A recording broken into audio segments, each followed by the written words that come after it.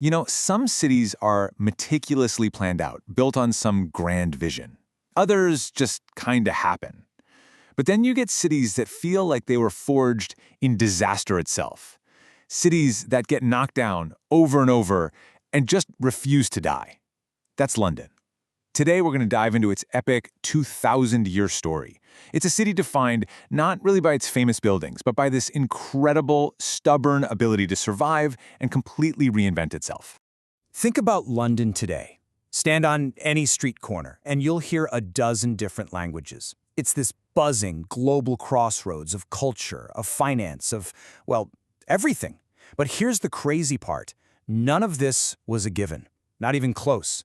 If you could rewind the clock 2,000 years, you wouldn't find a city. You'd just find marshland, a damp, soggy patch of ground on a river, a place that nobody really cared about.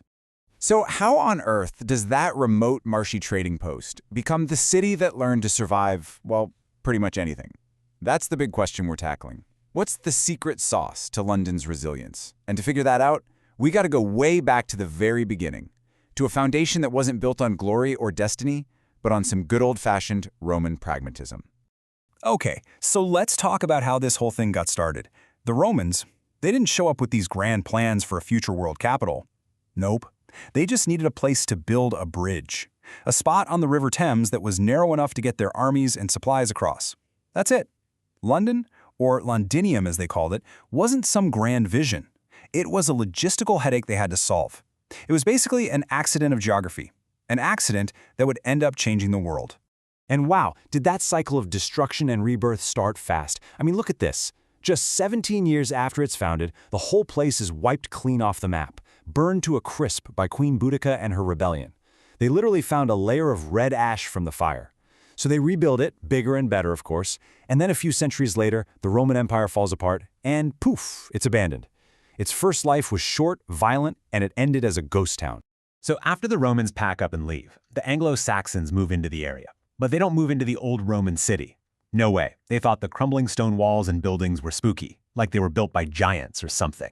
So instead, they build their own town about a mile away, a bustling open-air market town they called Londonwick. So for hundreds of years, you had these two Londons side by side, the haunted, walled-off ghost of Roman Londinium and the lively, sprawling Saxon trading post. Well, there was a big problem with Londonwick. Being all open and unwalled made it a super easy target for, you guessed it, Viking raids. So, in 886, King Alfred the Great makes this incredibly smart move. He tells everyone, pack up, we're moving. And where do they move? Right back inside those old, haunted Roman walls, because, hey, they were great for defense. This is maybe the city's first deliberate reinvention, a step back into the past to guarantee there would even be a future. All right, let's fast forward a bit. We're jumping to the 17th century now. And the London of this era, it's a whole different beast. Imagine a cramped, chaotic maze of a city. The buildings are all timber and thatch, basically a giant tinderbox just waiting for a spark. And it was about to get hit with a 1-2 punch of disasters that would test it to its absolute limit. First up, the plague. The Great Plague of 1665 was just terrifying. It was swift, it was brutal. I mean, try to imagine this. 1 out of every 4 people you know, gone. Just like that. The city was completely paralyzed, the rich got out of town, and the poor were just left behind, trapped with the dying. And this quote from Samuel Pepys, who kept a famous diary at the time, really just brings that horror home. He wrote, "I have stayed in the city till above 7,400 died in 1 week, and little noise heard day or night but tolling of bells." Can you even imagine that? A silent city, where the only sound you hear is the bells ringing for the dead. The scale of it all is just staggering.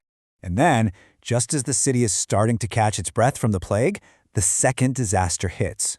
A small fire starts in a bakery, Pudding Lane of all places. But a strong wind picks up, and that small fire turns into a raging inferno that no one can stop. For 4 straight days, London burned, and when it was over, something like 85% of the medieval city was just gone, turned to ash. But this, right here, is such a crucial moment in London's story. Because the fire wasn't the end. You'd think it would be, right? But it wasn't. It was this brutal, catastrophic, but ultimately incredible opportunity. The old city was gone. They had a completely blank canvas. This was the moment for its first great modern rebirth. And the city that rose from those ashes was totally different. For starters, they passed new rules. No more timber houses. Everything had to be built with brick and stone to stop another fire. Then you have the brilliant architect Christopher Wren, who basically gets to redesign the whole skyline, topped off with his masterpiece, St. Paul's Cathedral. And this new, safer, more modern London, it becomes the financial engine powering the entire British Empire. And here's the proof in the pudding. Just look at these numbers. Before the fire, you've got maybe 375,000 people. By 1901, it explodes to over 6.5 million. This wasn't just a recovery, this was a total transformation.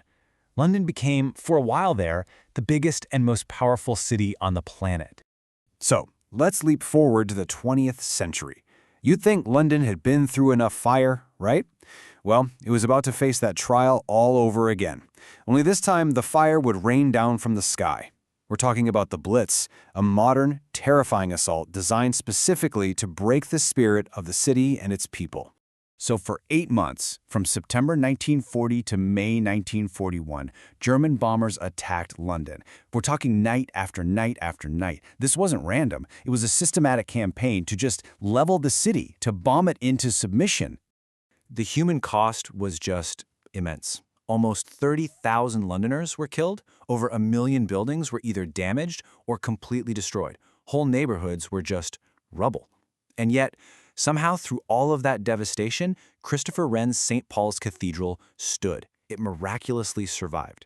Imagine seeing that dome, standing tall amidst all the smoke and flames. It became this incredible symbol of defiance. And once again, true to form, London rises from the ashes. But this second rebirth was different from the one after the Great Fire. This time, it wasn't just about buildings and stone. It was about people. Yes, the city was rebuilt, but more importantly, it was repopulated in a way that completely transformed its very soul. See, after the war, the British Empire was fading, but Britain needed people to help rebuild, so they invited citizens from the Commonwealth to come.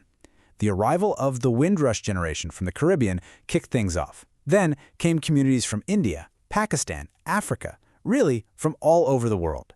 And these new Londoners, they didn't just rebuild the city's structures, they completely reshaped its identity from the inside out. And this is what that second rebirth looks like today. Think about this. Nearly 40% of all Londoners were born outside the UK. That incredible diversity isn't just a statistic. It's now a core part of the city's DNA, its strength. It's a direct line back to that post-war reinvention. So when you look back across this entire 2,000-year saga, you start to realize something. London has never been just one thing. It's not the buildings, it's not just a dot on a map. It's real identity, it's a process. It's this constant, chaotic, and absolutely relentless cycle of adaptation, destruction, and reinvention. I mean, from a forgotten Roman marsh to a true global metropolis, London has lived so many different lives.